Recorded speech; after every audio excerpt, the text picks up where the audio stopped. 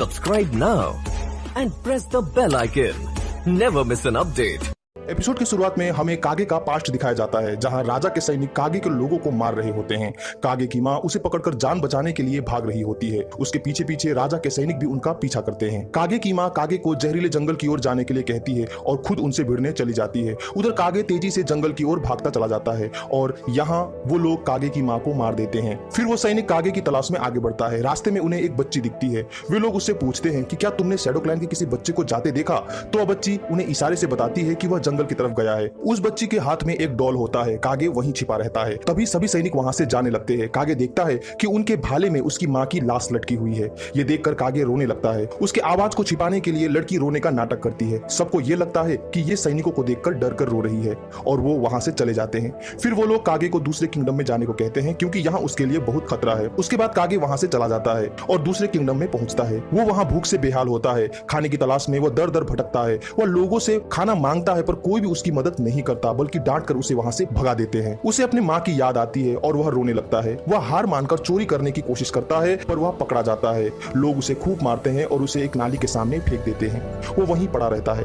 तभी एक आदमी अपनी जूठी थाली उसके पास रखता है। भूख से बेहाल कागे उसे जल्दी से खा लेता है। उसके बाद कागे उस आदमी के घर की सारी साफ सफाई करने लगता है। बदले में वह उसके जूठी थाली खाता है। इसके बावजूद वो कागे के साथ बहुत बुरा बर्ताव करता है। वो आदमी कागे की हेल्प से दूसरों के घरों में चोरी करता है और बदले में कागे को बहुत कम देता है। उसके बाद तो कागे खुद पैसे चोरी करके लाकर उसे देता है। वो आदमी जैसा भी हो, कागे उसे बहुत प्यार करता है और रात को भी कागे उस आदमी का हाथ पकड़कर सोता है।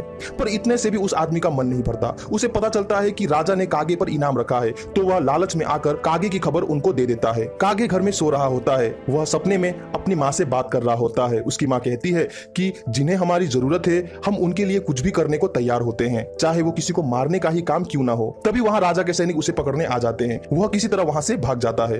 वह रात को फिर उस आदमी के पास आता है पर वो कागे को वहां से भगा देता है। कागे रोने लगता है। वो फिर भी उस आदमी का पीछा नहीं छोड़ता। वो जहां भी जाता है कागे चुपके चुपके उसके पीछे पीछे चला जाता है। एक बार शराब खाने में उस आदमी का किसी दूसरे से झगड़ा हो जाता है। दूसरा आदमी उसे चाकू से मार देता है। कागे उसे पकड़कर बहुत रोता है और उसके बाद वो इस किंगडम को भी छोड़ देता है और दूसरी जगह चला जाता है। वो जहां भी जाता है लोगों का रवैया उसके लिए बहुत बुरा ही होता है। अब उसको इसकी आदत सी हो गई है। वह इसी तरह चोरी चकारी करके अपना जीवन बिताने लगता है और अचानक एक दिन उसकी मुलाकात होती है हमारे भोले भाले बोजी से। उस दिन से लेकर आज तक की बात कागे सोच रहा होता है और वहां बोजी और डायडा के बीच फाइट चल रही होती है। डायडा बोजी को फिर से अटैक पर अटैक करता है पर बोजी उसे आसानी से डॉज करके सॉफ्टली हिट करता है। डायडा गुस्से से भर जाता है। उसका एक भी हिट नहीं लगता। उधर डायडा का स्वॉर्ड मास्टर बेबिन एक आदमी से कह रहा होता है कि भले ही बोजी अपने स्किल से अच्छी तरह डायडा के हिट को डॉज कर रहा है पर उसके जीतने के कोई आसार नहीं है क्योंकि वह एक डरपोक की तरह खेल रहा है। उसके हिट्स ओपोनेंट पर कोई असर नहीं कर रहे हैं बल्कि उसका मजाक ही उड़ा रहे हैं। लेकिन बोजी जैसा कमजोर राजकुमार इससे ज्यादा कर भी क्या सकता है। उधर कागे लड़ाई को देखकर खुश होता है क्योंकि बोजी अच्छी तरह से खेल रहा होता है। तभी डोमास उनके बीच आ जाता है और साइन लैंग्वेज में बोजे को कुछ कहता है। ये देखकर बोजे घबरा जाता है और फिर उसके बाद वो डायडा के हिट को डिफेंड करने लगता है। खुद भी मारने की कोशिश करता है पर वह कमजोर होने की वजह से उसे डिफेंड नहीं कर पाता। इसका फायदा उठाकर डायडा उसे खूब मारता है। लोग डोमास को इस मैच को रोकने के लिए कहते हैं पर वह नहीं रोकता। बोजी को इस तरह मार खाते देख कागे से रहा नहीं जा रहा था और वह उसे बचाने के लिए निकल पड़ता है। तभी एपिस जो कि किंग का शक्तिशाली सिपाही है वो अपना भाला फेंककर इस मैच को रोक देता है। तभी एपिस भाला उठाकर डोमास के कंधे पर रखता है। डोमास कहता है मुझे पता है कि तुम क्या कहना चाहते हो लेकिन तुम्हें यह समझना चाहिए कि यह जरूरी था। एक्चुअली डोमास ने बोजी को साइन लैंग्वेज में यह कहा था कि एक राजा इस तरह कमजोरों की तरह नहीं लड़ता, तुम्हें हेड ऑन फाइट करना चाहिए, जिस पर बोजी डायडा से कम पड़ जाता है। फाइट के बाद डायडा अपने कमरे में चला जाता है। वहाँ एक आईने से एक शैडो उसको वेलकम करती है।